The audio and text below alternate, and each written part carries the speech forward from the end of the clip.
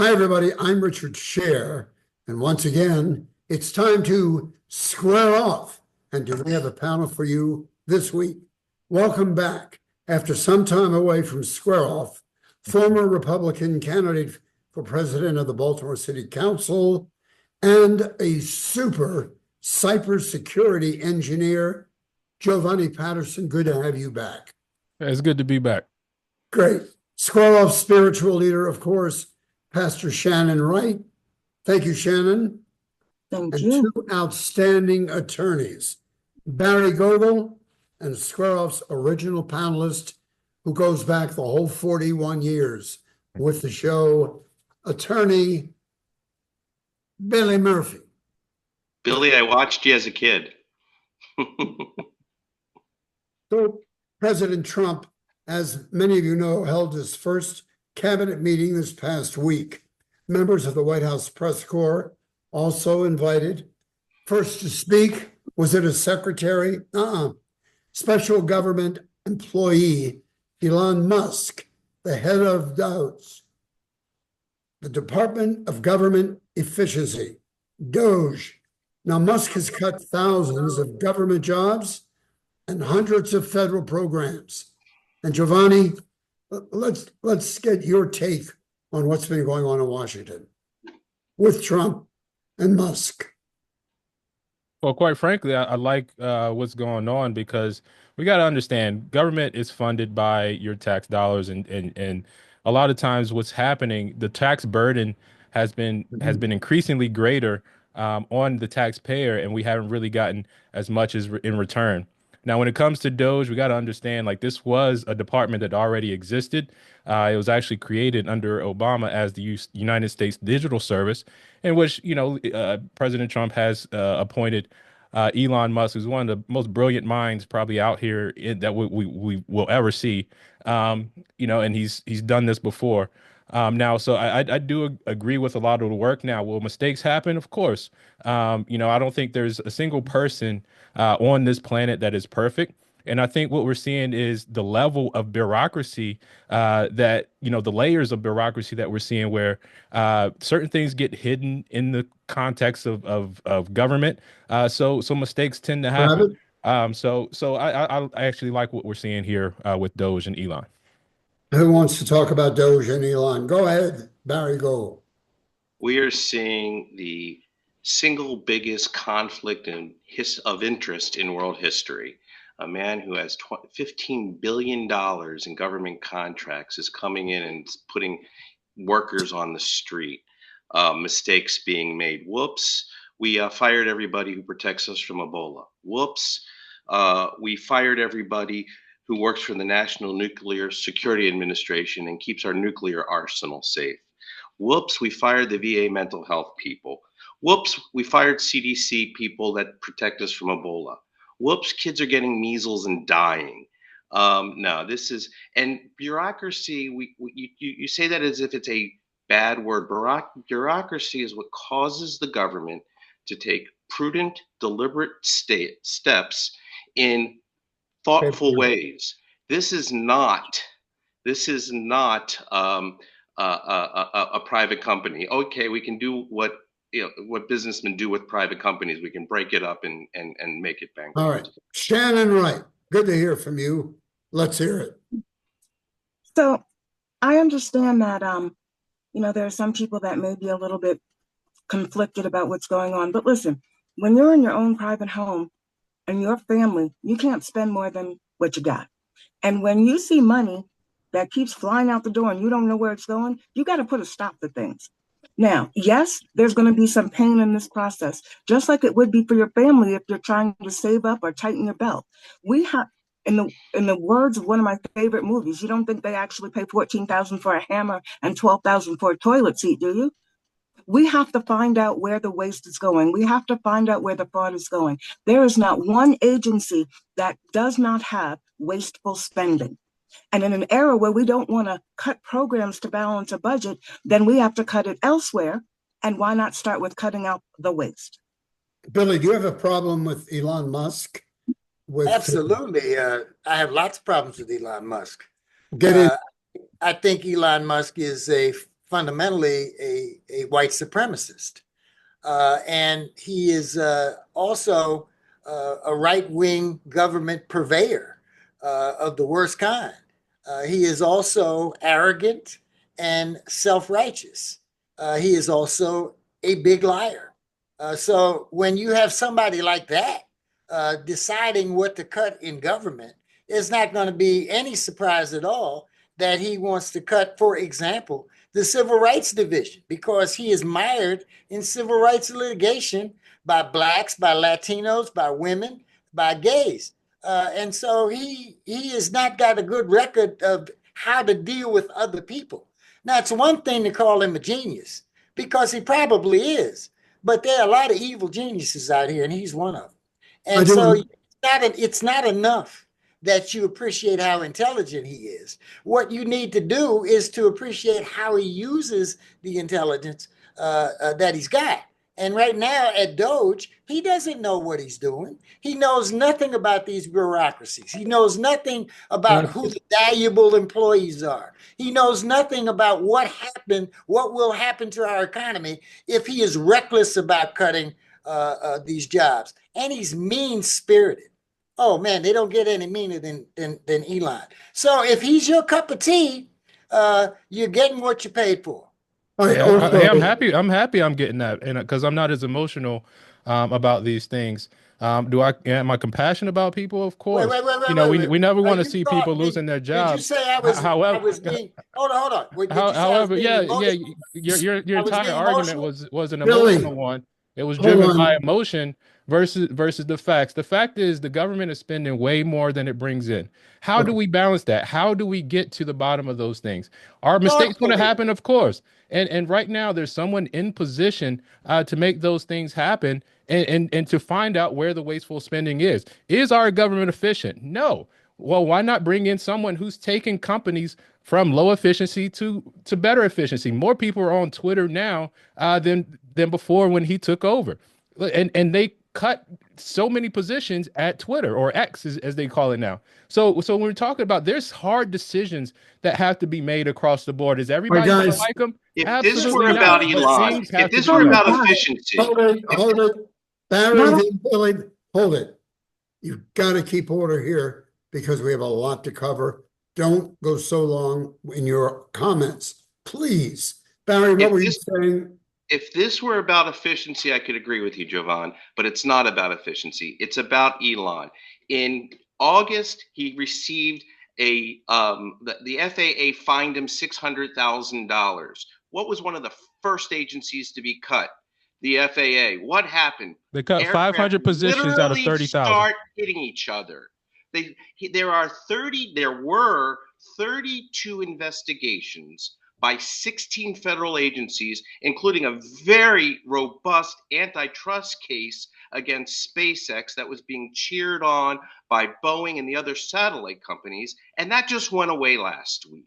This is a conflict of interest of extraordinary magnitude. You think it's being masked by government efficiency? No, this is a conflict of interest. They need to go. Period. May I weigh in real quick? One thing. Make it brief. To try and get to efficiency, we've tried that for administration after administration, and how's that working out? The debt is still climbing. In order to be able to get the best results, excuse me, I did not interrupt you. In order to get the best results, we need someone that is not involved in the bureaucracy that can actually look at it with an unemotional eye and be able to make the cuts. This is not about personality. This is about getting to a place where we can balance the budget without having to cut essential, and I mean essential, programs. Why are they cutting the Department of Education, Shannon? You ran on public education, and they are gutting public education. How do you feel about that? I'm glad you asked. Barry, Money you're not out of moderating the yet. federal Department of Education going to the states is not helping. If you take Baltimore City as an example, it's one of the best funded districts around and the fourth worst in the country, according to the new numbers. Now, clearly the money coming out of the federal going to the state and coming into the city ain't working because the kids are still not able to read past the third grade. So if you That's right. ask me how I feel about education, education needs to be going back to the states and more effectively back to the parents to be able to make their own decisions for the best economic educational, All right, guys. educational See, here's outcome. the problem for their I'm kids. having with this discussion. Billy's turn. You're not being particular about anything. You're being general about everything. Sure, it's I a good think idea to that's cut waste, Quiet, but Shannon, please. is it being cut correctly and thoughtfully? No. Sure, it's okay to look So for was that fraud. statement not Is general, it being, Billy? excuse me, Jovani, my please. friend, let me finish my point first. Sure, it's about making sure there's not a bloat, but how do you thoughtlessly determine who the critical employees are in government? Excuse me. Same way we did with the COVID vaccines. Oh, that worked out real well, didn't we? Hey, guys, let me say this. I want to move on because there's a lot here. Sitting at the cabinet table, at his first cabinet meeting, Health and Human Services Secretary Robert Kennedy Jr.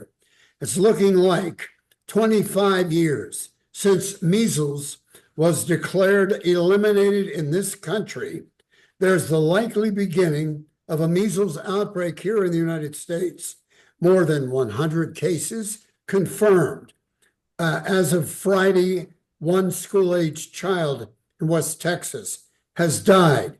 The first measles fatality in the United States since 2015. And word has it, at least it's a speculation, that if there's a measles epidemic in this country, because so many people, particularly children, are not vaccinated, well, it's going to look very bad for President Trump for having selected Bobby Kennedy to be the health secretary. Who wants to comment on that? Yeah. So Is I'm there not much I'm not to really sure say? what the question is. But Yeah. I mean it's I mean Robert Kennedy's been the in this position for how long? I mean, so if we're talking about things happen, this happened before Trump took into office, and I think Robert Kennedy has an interest in ensuring Americans are healthy, whatever that however that maybe look like. But we also have a food industry that has been killing people for years and years. We have a Food and Drug Administration that changes standards on a whim, regardless of if they are helpful or harmful to the people. So so blaming, or attempting to pin blame on a recently selected cabinet member for recent activities. I mean, I think we're missing the mark there. I don't think that's what he's trying to do. What he's trying to do is to show the conflict between Kennedy's overall view of vaccines and a disease that was wiped out by vaccines that is now on the reemerging path, and dreadfully so.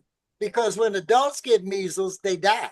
When adults get measles, they get disabled. Measles is a crippling disease for adults, and we had wiped it out before now. And so we now have a Secretary of Health that does not believe in vaccines.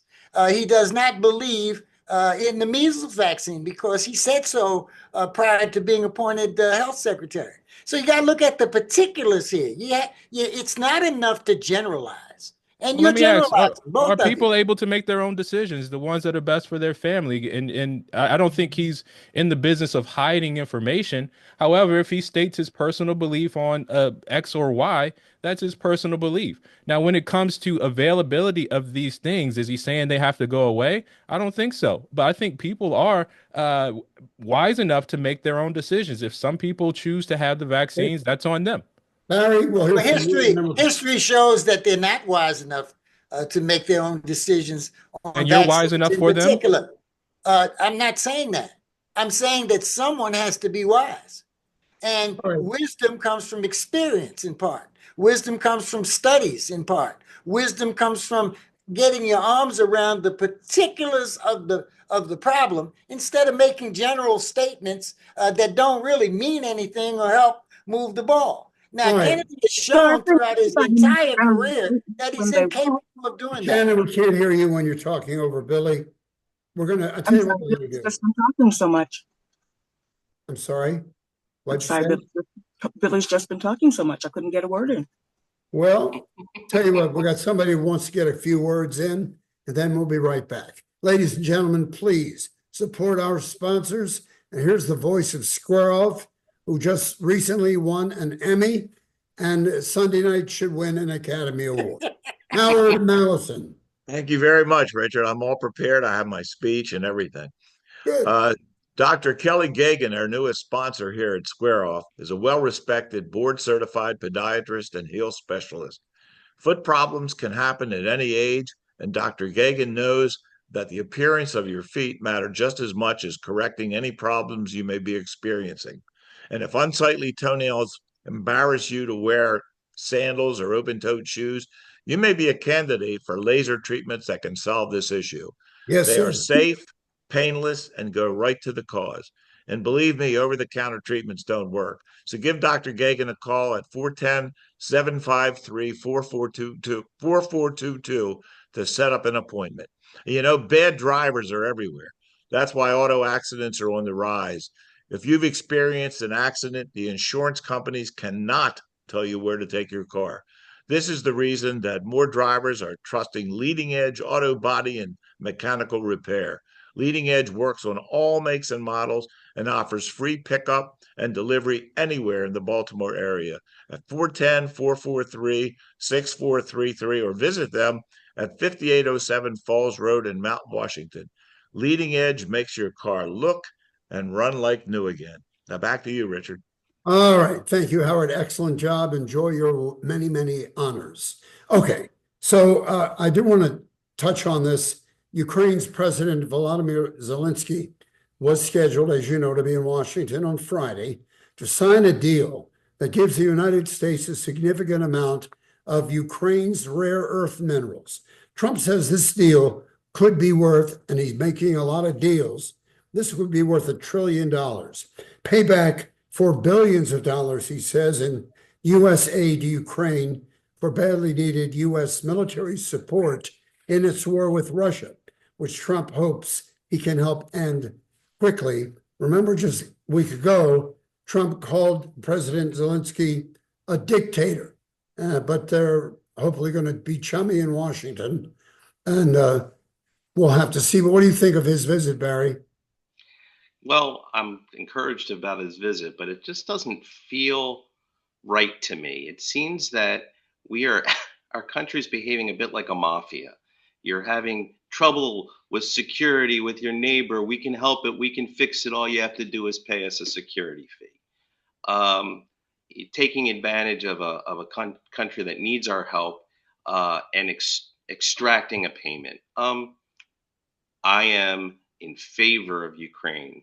I think what Putin has done there is awful, and we need to stand up to him, and Trump needs to do the right thing and send the right message. And I don't like the messages he's sending. Shannon, what do you say? So I understand that there are a lot of mixed feelings on this, but I will say for myself specifically, I've recently changed my view. I believe that this deal is in the best interest of both Ukraine and the United States for several reasons. Number one, when folks here in this country don't want to cut government spending, don't want to raise taxes, but yet we have to be able to support our friends and allies around the world, the money's got to come from somewhere. So doing this deal that repays the U.S. for money that it's already spent helps us to be able to afford to be there for other friends and allies should it be necessary. But if you don't cut spending here and save money in the government, and you don't raise taxes, where else is it going to come from? Billy, then Jovani. Well, I have two problems. Number one, Trump is blaming the leader of Ukraine for starting the war. That's stupid. Everybody with eyes and common sense knows that didn't happen. So that's just a blatant falsehood. Number two, he's in bed with Putin as much as anybody can be in bed with anybody. whatever Putin wants, Putin gets. Now, they manufacture arguments to make it look good. But if Putin wants to take over territory permanently in the Ukraine, oh, he couldn't get a better buddy than Donald Trump. Last but not least, I agree with the concept of trading resources for resources. And so I don't see anything wrong with Trump unless he's holding a gun to Zelensky's head, and he is going to do something unfair about this and not help Ukraine going forward. I don't see anything wrong with trading natural resources for foreign aid. JP. So, I mean, again, I hear a lot of emotionalism around this and not really looking at what's going on. I have some friends that, some Russian friends, some Ukrainian friends, that from the beginning have been saying, well, Zelensky did do some instigating. It's almost like when you're playing football or and there's a flag on the play, the second person gets flagged. Now there's enough blame to go around for everybody, but I do think it's good now to have Ukraine to have some skin in the game because beforehand, this is just a blank check that Zelensky has been getting, and quite frankly, even some of the money has come up missing. So we do need to ask questions, but where that went. But I do find it interesting that we have generally, Democrats here in the States supporting Zelensky when this guy is no beacon of democracy. I mean, he's canceled the election, he's jailed his political opponents, and destroyed any media that has been opposing him in Ukraine. So I think there's enough blame to go around, and it's good now that Zelensky is putting some skin in the game because now that puts it in his best interest as well to end this war. Let me say this, and we're moving on. We have so much to do because we want to get to talk about the Ravens punter, Justin. A warning from former Maryland Governor Martin O'Malley, and most recently Commissioner of the Social Security Administration, which has been ordered to cut their staff of 57,000 workers by 50%. O'Malley warns these cuts would lead to total collapse, the first major interruption of Social Security benefits in SSA's 90-year history. Barry, what do you think? I think the Republicans have been trying to get rid of Social Security since the 80s, and they finally found someone who might be able to just do it. And we all have paid into that system, and when the system only works by it continuing, the money's not there for us tomorrow. It's there for us tomorrow by people who put it in tomorrow, and we're putting in the money today. And it's a compact. We take care of our older people, our less fortunate people, the people that have given their lives to our country, and we should continue to do so. And O'Malley's right. The world's richest person, and I got this out of one of the papers, is getting richer or could be getting richer. As we learn that Elon Musk has sent his $2+ billion Starlink satellite internet terminals to the FAA, saying current technology poses a risk to air travel safety. Is this a conflict of interest? Already said it was. It is. Of course it is. Man, And by the way, ordinarily on this show, we don't talk about each other personally. Disagree. And so if you can call me emotional if you want, I'm giving you facts. So let's get back to what you're talking about. Let's look at the air traffic control system we have. Undermanned, short-staffed, lacking in training, getting worse because of recent events. And Trump is going to make it even worse by gutting critical workers from the FAA. Now, if you looked at the job descriptions of the people who he cut, they're not superficial. They're all important workers. And so whenever Musk describes, without any personal knowledge, because he's way above all of this, whenever he says things about the workforce that's being cut, you can't believe him because he's not in a position to know and he doesn't give a damn. And so here we are threatening our airline safety to the point where all of us are getting more and more insecure about flying at a time when we need to beef it up and at a time when we need the residual experience of people who've been there for years. Our Jovani. Dumb. It's just dumb. And Man, be this, brief, this is a please. guy that can land a rocket on a dime, and we're complaining that we're trying to get that level of technology in our U.S. government. Now, the conflict of interest part, yeah, I definitely understand that. But you know, Elon Musk is an investor, and you know, yes, he owns these companies. But a lot of these deals and things were done under the Biden administration, and not under the Trump administration. So let's be clear if we're talking about What facts deals? on What what's deals? going on. Yeah. And What also deals were done? let's talk about the you know, the Starlink. You know, Starlink is an incredible platform that provides service in locations that Verizon and some of these other places are not, and they're not building out. So if we're looking at technology to connect and communicate all across the globe, who has that technology right now? Let's put it out to RFP. Not a single source contract. what industry what innovator has come up with something new to Let's help put fill it that out to a gap? competition. And here's the thing: put it out for competition. He put it out for Yes. competition, and he won. That's No, what no, happened. he's He being given won this the bid. now. All right, guys. Just By the way, competition's great, but Trump isn't using competition to pick the best vendors. He's giving it all to Elon Musk. That's his guy. Or haven't you All right, noticed? so show me the data on that. I would like to see the process in which these contracts were given out. So show me the data on how he got those contracts, and then No, let's have a that- conversation. Okay, but one I'll last show you thing. the FTC Shouldn't you- report saying shouldn't you know Starlink that is a first? monopoly. Before you look, it's an obvious conflict of interest. He's obviously making a huge amount of money because of his involvement with Donald Trump. Don't you think before you give him your approval that you should look carefully at the nature of these conflicts? This is what I'm asking you to do, Mr. Murphy. Excuse me. I've already done it. I'm a lawyer. It's You easy looked for at the me to do it. contracts. You looked at how he received them. Yeah, I've looked at one of the Right. contracts, Gentlemen. and he is in breach of that particular contract, and Donald Trump doesn't give a damn. All right, listen, we have had a lot of our viewers, and we have a lot of them, who have wondered why we haven't discussed the Justin Tucker controversy. And we're going to do that. We're going to extend the show a little bit.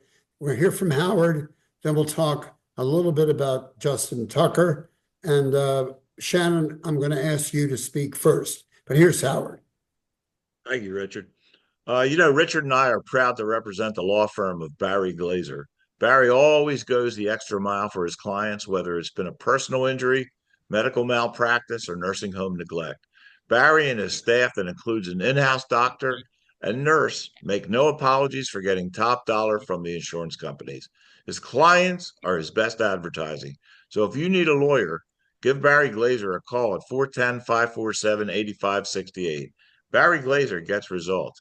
And you know, Baltimore is a great diner town, and the Double T Diners are always voted #1 in reader polls. TT stands for totally terrific. For breakfast, lunch, or dinner, you can't beat the enormous menu selections that bring you back again and again. There's Double T locations on Route 40 West, Perry Hall, White Marsh, Bel Air, Laurel, Annapolis, Pasadena, and the EC Diner in Ellicott City. Plus, try by the docks in Middle River for their Monday night lobster specials, all part of the Double T family. In fact, tell them Square Off and Richard Sher sent you. Back to you, Richard. All right, listen, thank you, Howie. All right, for the first time since the Justin Tucker story broke, Ravens management this past week is talking about it. Tucker accused of inappropriate behavior by 16 massage therapists at 8 high-end spas between 2012 and 2016. Tucker, writing on his website, Outkick, quote, I maintain I did not act inappropriately at any point before, during, or after any professional bodywork treatment session, nor have I at any point ever been told I am unwelcome, had any massage provider. Tucker adding to anyone who felt otherwise, I'm sorry. Shannon, let's extend the show a little bit and get your first reaction to this. So that statement, I have an analytical mind, but not a legal mind. But to me, that statement does a couple of red flags. One, the last thing, to those who felt otherwise, I apologize. If you didn't do anything wrong, you don't apologize. That's number one. Number two, not being asked or not being led to feel or be told he's not welcome. I understand that. They want to keep their bottom line. It doesn't say not having been reprimanded. When you look at this, you don't want to victim shame. So you want to try and believe, and you want to go with the innocent till proven guilty, but you want to not disbelieve either side, because that's a whole bunch of other issues. All right. But I would like to see this case handled with the same veracity and intensity that other cases with other football players that may not look like Justin Tucker have been handled. All right, Barry Gogel, you're a Ravens fan. I teach sports and the law at the law school, so this issue is near and I wouldn't say dear to me, but it is something I've been focusing on. And you talk about the team and the team's responsibility and how the team responds. The team has gone down this road before with Ray Rice. They responded quickly and precipitously and were criticized for it. And the league came in and stepped on the team, and the team suffered from it. They've taken deliberate steps and are going to continue to do so. And I think, I don't criticize the team for that. When it comes to the allegations themselves, and that's what they are right now, they're allegations, and nobody on this show wants to be liable for taking them beyond allegations. We have the ability here to say we can believe or disbelieve, or we have no reason to disbelieve any of the allegations. They are troubling. They are troubling. And I agree with Shannon that the team should take the right steps at the right time. Coach Harbaugh says the team would make determinations on Tucker's future with the Ravens at the conclusion of the NFL investigation. Jovani, you look like an athlete. What do you think about what's going on with Justin Tucker? I hope I don't get your show canceled. But I'm a fan of football. I love sports. I played sports growing up, but stuff like this happens all the time in the league. I think the league is more in the business of covering stuff up. Now, I don't know if he's guilty. I'm not gonna say he is. I don't know if he's innocent. But in the court of law, you're innocent until proven guilty. But it seems like we have a court of public opinion that is allowed to make a verdict either way. But I'll say this: a lot of these things happen in the NFL. I mean, you have at least 2,000 players across the league, and we know that the stereotypical jock and how that works. And now these are that same guys with a bunch of money. So look, I don't know if he did it. I don't know if he did, but didn't. But I think this is a justifiable reason for the Ravens to now excuse themselves from one of the greatest kickers that we've ever had in the league. So, that's what I think is going on. They allowed this stuff to come out to justify the release of Justin Tucker. He was a fan favorite. And once this is all blown over, he goes about his business. Right. No one has to hear from him again. Last word from Billy Murphy. I'm very concerned about the allegations and the number of them. But at the same time, I've seen this show before, and I've seen where such instances of accusations have turned out not to be credible in the end. So I don't know whether he did this or not. The question, though, is whether he should be retained by the team, given the controversy around this and the image that the team wants to cultivate, and correctly so. I don't think they want to make the mistake that they made in the Ray Rice situation. And I think it is prudent for them to wait until the end of the NFL investigation. But of course, the NFL is going to take the statements of these women and they're going to give them to the Ravens, and it's going to get worse because of that. It's not going to get better because of it. And so I wouldn't be surprised if the Ravens make the decision and pull the plug. Finally, Coach Harbaugh says, quote, "We love him, and I would have always expected him to keep going forever, but nobody goes forever." Hey, you guys are terrific. Jovani, it's so nice to have you back on the team. We've missed you. You've done a lot of great stuff in the community. I thought you Billy, didn't love me anymore, Rich. Sir? I said, I thought you didn't love me anymore. I do. I love you to death. But and Richard loves everybody. that's right. Billy, thank you. Barry, thank you. Pastor, amen. Amen. Good to see you. Sorry we extended the show, but there was a couple of things we needed to get to. And I want to thank you for joining us. I'm Richard Sher. We'll be back again next week when once again, ladies and gentlemen, we square off. Have a great week and be safe. Bye-bye.